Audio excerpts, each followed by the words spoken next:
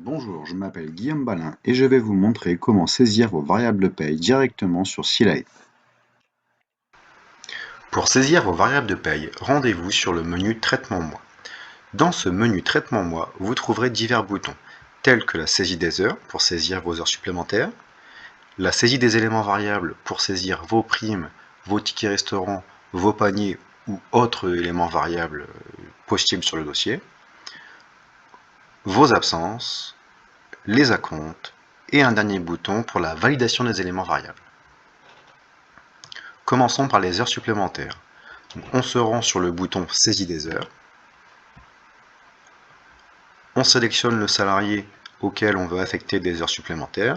Par exemple, je vais prendre Dupont-Jacques et je vais lui mettre 2 heures d'heure à 125. J'appuie sur Entrée pour valider la saisie. Une petite coche verte apparaît pour dire que la saisie est validée. Nous pouvons aussi envoyer un message à la gestionnaire de paye si nous le souhaitons, si nécessaire, en faisant un clic droit sur le salarié concerné. Saisie d'un message. Par exemple, ici, on peut indiquer une augmentation du taux horaire du salarié.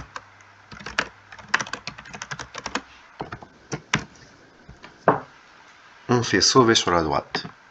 Une petite médaille apparaît sur la gauche, indiquant qu'un message a bien été saisi. Une fois votre saisie d'heure terminée, faites confirmer sur la droite. Vous pouvez fermer avec la petite croix en haut à droite. Ensuite, nous allons passer à la saisie des éléments variables. Ici, nous allons retrouver tout ce qui concerne les primes, les repas, les tickets restaurants ou d'autres éléments variables dont vous aurez besoin. Par exemple, je vais saisir une prime annuelle de 1 500 €. Je me place dans la case, je tape mon montant et je valide en faisant Entrée. Même principe que pour les heures, une petite coche verte apparaît en haut à droite. De la même manière que les heures supplémentaires, vous pouvez laisser un message à votre gestionnaire de paye en faisant un clic droit, Saisie d'un message. Une fois votre saisie terminée, faites Confirmer sur la droite et fermez avec la petite croix.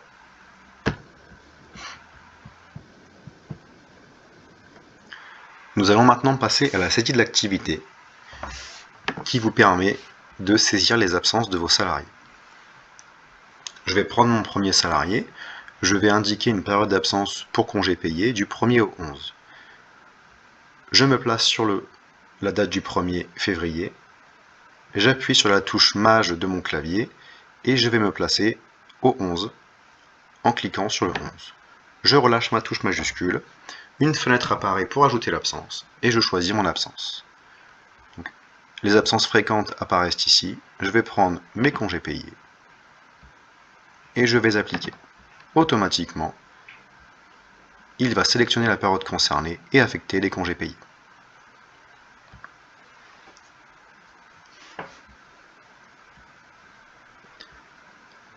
Ce tableau est exportable sur Excel pour votre suivi. On peut fermer avec la petite croix en haut à droite. Nous pouvons aussi saisir des acomptes. Pour la saisie des acomptes, il faut ajouter une date d'acompte sur la droite. Donc, par exemple, je vais mettre une date d'acompte au 15 février 2022. Nous faisons ajouter et je mets le montant de l'acompte. De la même manière que les autres menus, j'appuie sur Entrée pour valider ma saisie. Une fois la saisie terminée, il faut valider vos éléments variables pour informer la gestionnaire de paye que vous avez fait la saisie et qu'elle peut commencer à calculer les bulletins de salaire. Je me rends sur le bouton Validation des éléments variables. Ici, nous allons trouver un récap de tout ce qui a été saisi pour le mois en cours. Nous allons retrouver les heures supplémentaires, les éléments variables tels que les primes, les absences et les acomptes.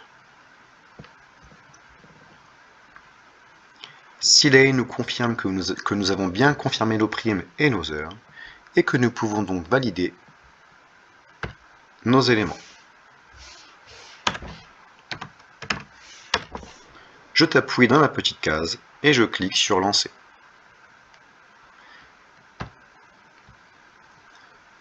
Ce tableau est bien sûr exportable sur Excel avec le bouton ouvrir dans tableur. Une fois que la validation est faite, la gestionnaire de paye reçoit un mail lui informant que vous avez saisi vos éléments variables.